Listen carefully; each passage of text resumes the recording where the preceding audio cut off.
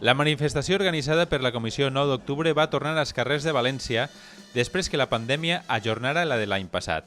País Valencià antifeixista és el lema que es va triar per deixar ben clar que les actituds intolerants i feixistes no tenen cabuda en la nostra societat.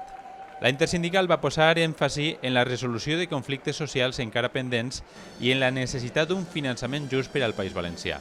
El sindicat, a més, va recordar les víctimes de la pandèmia.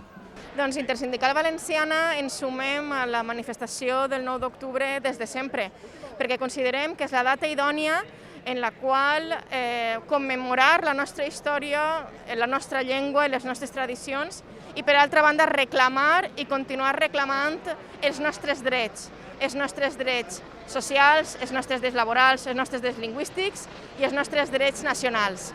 Tenim uns nivells salarials molt per davall de la resta de l'estat espanyol, unes condicions laborals més precàries, si cap, per el tipus d'indústria i de serveis que tenim, i uns serveis també i protecció social molt per davall també de la mitja de l'estat espanyol. Reclamem més llibertat, més igualtat, que s'acabi el sostre en quant a salaris i que tinguem les mateixes oportunitats, sobretot en aquells sectors més precaris com en el món de la discapacitat, on tenim dones molt precàries en llocs que estan ajudant a un col·lectiu que necessita moltíssima ajuda. Esta manifestació en tema de salut l'únic que podem anar és que se torni a una realitat que teníem abans de que tot això arribara.